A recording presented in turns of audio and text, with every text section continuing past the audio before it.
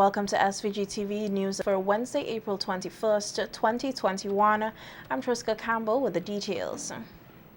Lead scientist monitoring the Soufriere volcano, Professor Richard Robertson, said that with the amount of rocks, mud, ash, and debris that are on the mountain slope of the volcano, there is a great potential for damage to buildings, bridges, and other infrastructures that are in the valley even after the eruption ceases.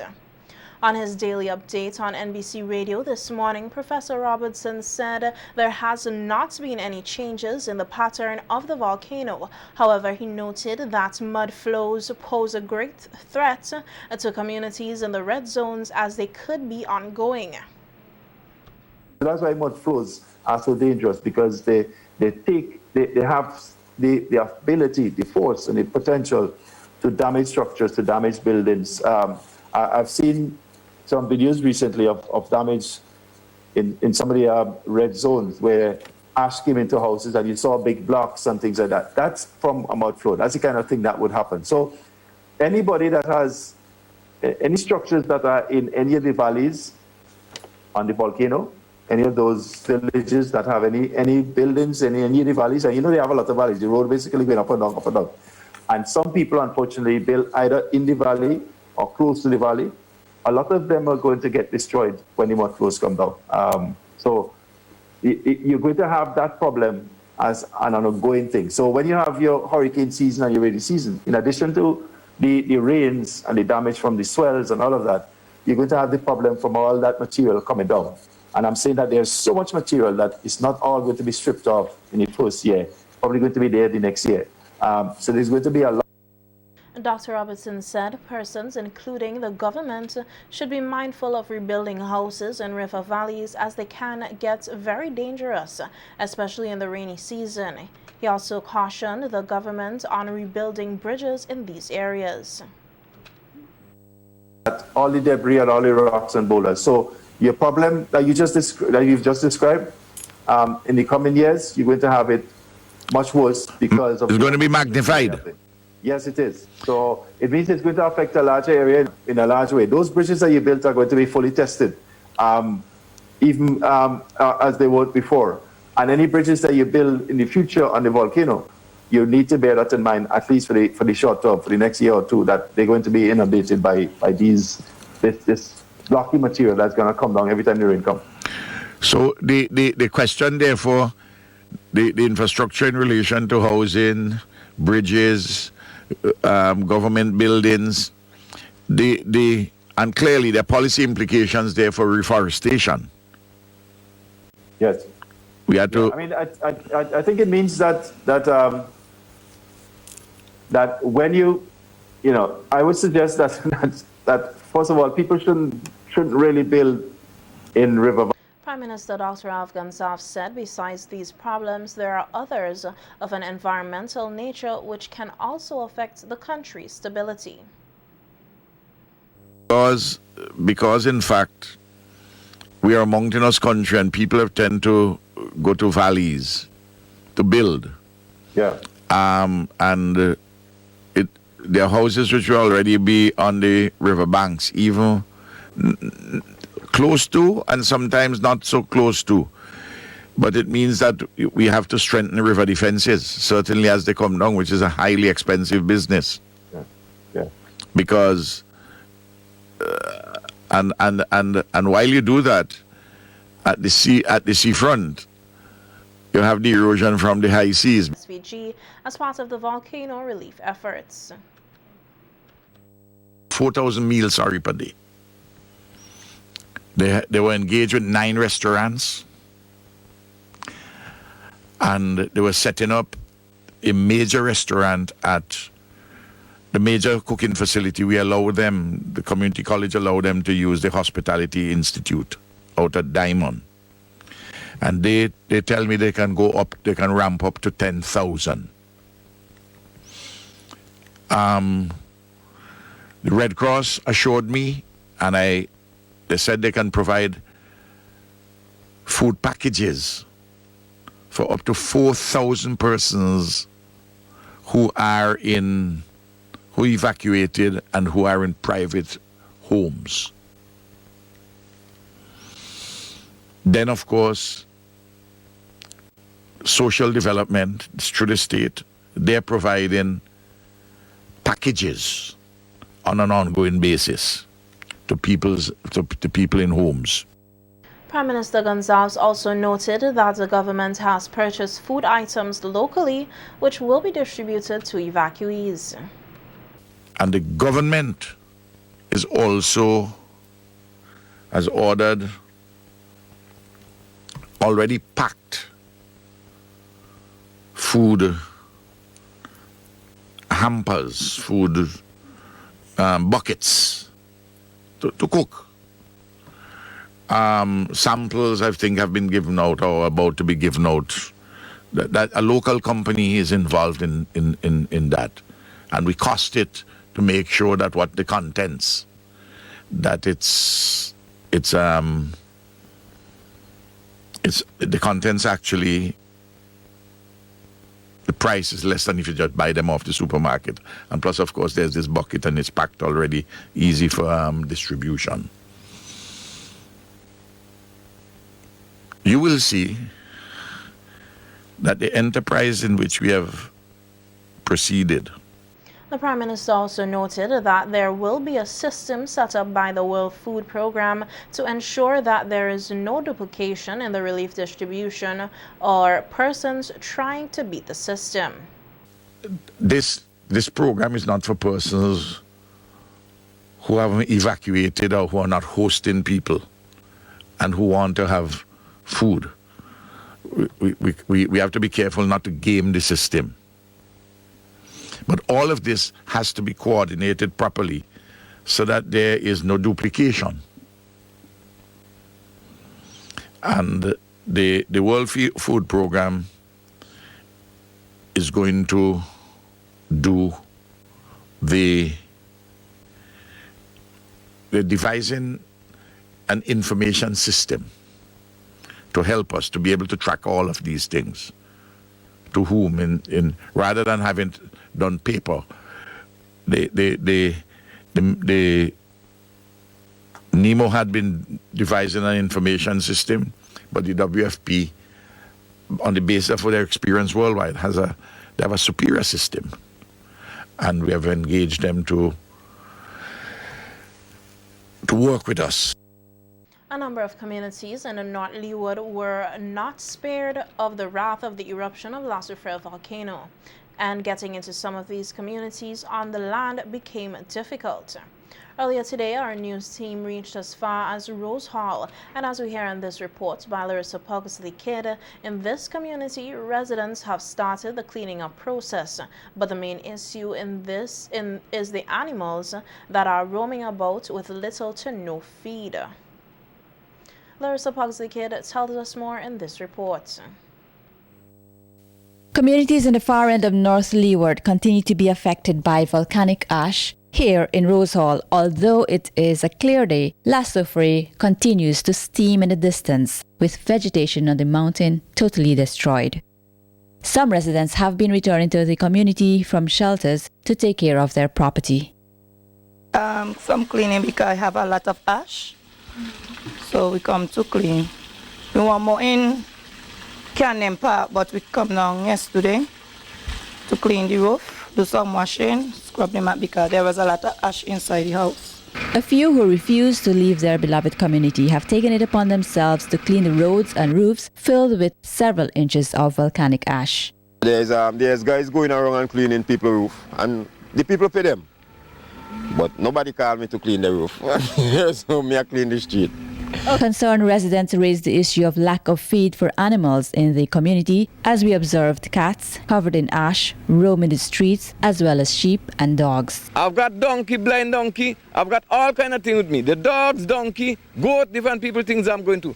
This bag, this piece of thing, is which I now don't cut down there.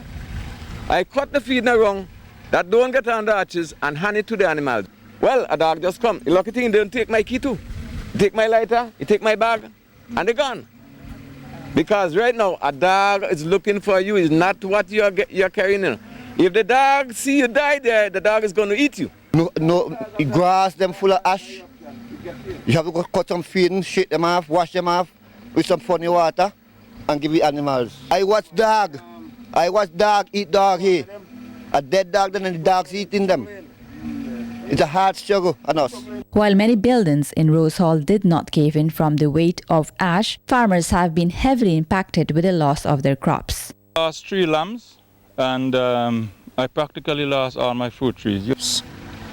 The crops gone. The crops, tomato, pepper, cabbage, everybody down, flattened. The residents we spoke with are confident that Rose Hall will return to the lovely, thriving community it once was, and they have started the process by cleaning the community from the ashes belched out by the volcano. The explosion from Soufriere was recorded 2 days ago, and while residents anticipate another, they say they are better prepared to deal with it. Reporting for SVG-TV News from Rose Hall, I am Larissa Pugsley-Kidd. Rose Hall farmer Lennox Lampkin never left his community and said he does not regret staying behind. While he lost some of his animals and crops, he said he now has a wealth of knowledge on the do's and don'ts of preparing for a volcanic eruption. The limes survived pretty well. Mango trees took a beating, and yeah. But if I had known this could have happened from ash, I would have pruned some of these trees. I didn't have an idea. I thought, well, the banana trees, you can see what happened down there. They're broken down. Some of them broken down and under the weight of the ash. Even ones that were just putting on bananas. But all of that I'm not a problem. I cut them back and they'd grow back. But the real damage that is done here is to avocados. Serious damage. So I installed my solar system, put a little inverter, and I charge the batteries. So I could still do a lot of work. I'm going to buy now a battery-powered trimmer. And that would help me to keep this, with the sheep, I'd be able to keep the surface growth under control. But the whole idea is to be off the grid and still use technology. Yeah? So the tools I'd shift from all the petrol powered is less combustion, so it's less pollution in the air anyway. And at the same time I'm using solar energy. So that is really the whole process. Lampkin said farmers were ill-prepared for the eruption and that as he rebuilds, he has identified 2 major changes, including having adequate water storage. After this, I am committed to doing two things. Putting a better water system in place. I have already a relatively good water system, but I'm going to improve on the water system, number 1. And number 2, I'm going to fence in the farm properly. That has to be a priority, because if I had fenced the farm in before, I could just let go all my animals in here and they would take care of the thing, and you wouldn't have animals coming in and intruding. I could have put a fence off particular areas where I have vegetables and things like potatoes, because sheep love that. But those are 2 fundamental issues: farm boundary security and water collection. Absolutely critical. I should have 50,000-60,000 gallons of water here. Every acre of land you should have storage for about 10,000 gallons. Thrill seeker Desron Rodriguez, who continues to defy orders to stay away from the eruption of the Soufriere volcano, was taken into custody last evening. Rodriguez, who has become a social media star for climbing the volcano in its current active state, could face either charges of breaching the National Emergency Act or be let off with a stiff warning about venturing up to the volcano without permission. Section 33 of the Emergency Act, stemming from the volcanic eruption, grants Cabinet Minister, under advice from the Director of the National Emergency Management Organization, NEMO, the authority to order the evacuation of any premises or area. The law also grants ministerial power to limit the extent of the disaster totality or partiality, prohibit or restrict public access to any road or pathway within the state affected or likely to be affected by the disaster. If no formal charges are laid, Rodriguez is expected to be released this evening with a possible strong warning to stay away from the erupting volcano. And the St. Vincent and the Grenadines Christian Council is commending Vincentians for their response to the current crisis, the eruption of the Soufriere volcano against the backdrop of the COVID-19 pandemic, all while battling life's challenges. In a news release on the unfolding situation, words of encouragement were shared for those currently displaced from their homes and for the individuals housing the displaced evacuees. The council said at this time that every effort should be made to be responsible, reasonable, patient, understanding, and compassionate, among other critical virtues.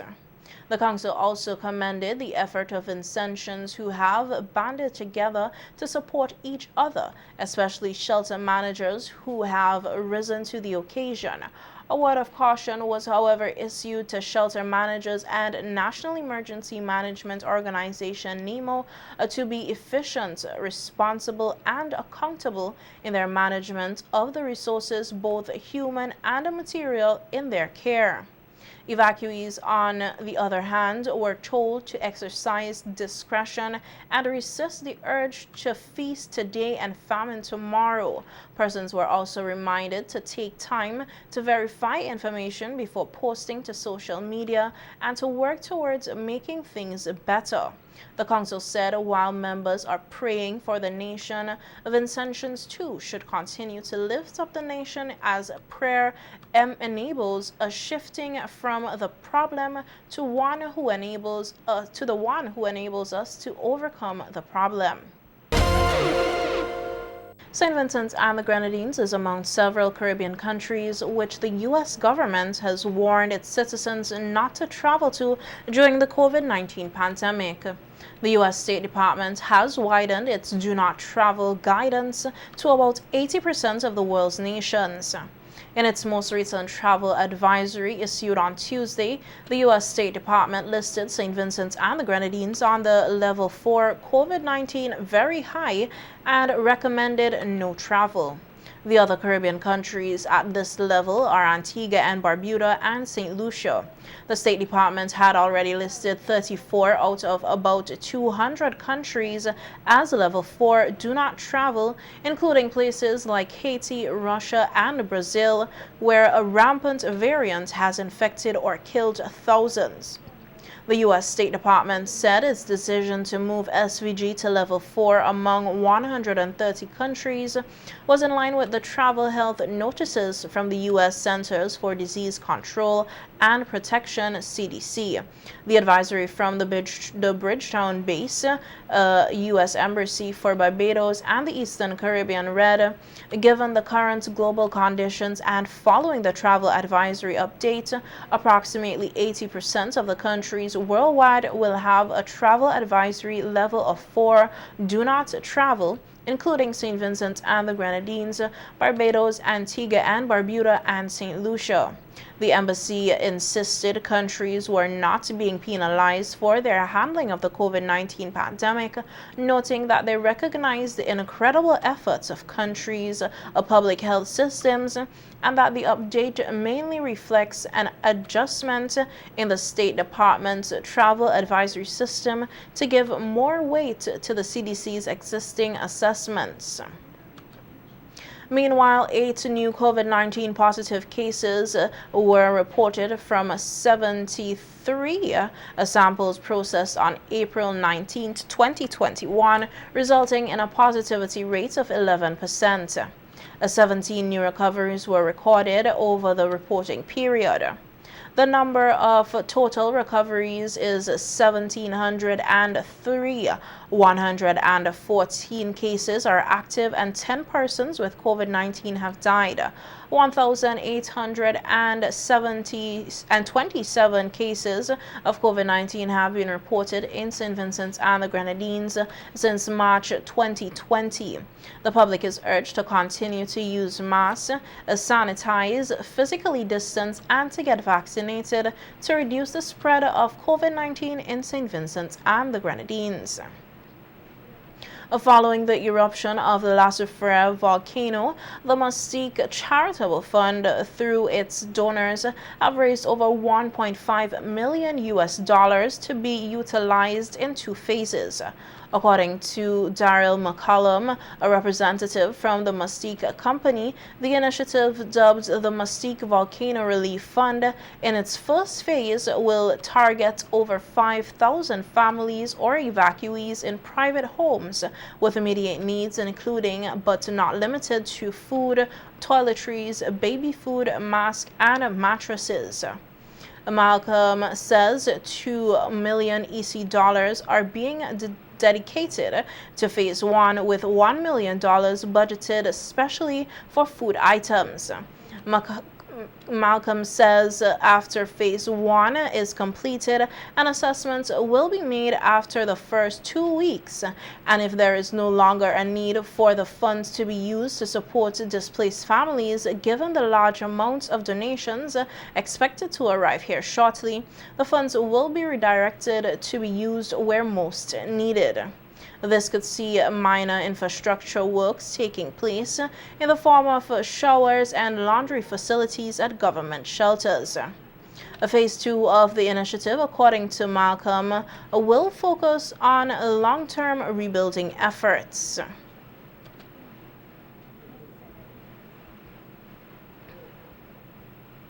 We sent out our circular to all our potential donors, and within 24 hours, we had the Mystique Charitable Arm, which includes the Mystique Charitable Trust, the Mystique Charitable Foundation, and the UK Friends of the Mystique Charitable Trust, had raised $1.5 million US within the first 24 hours.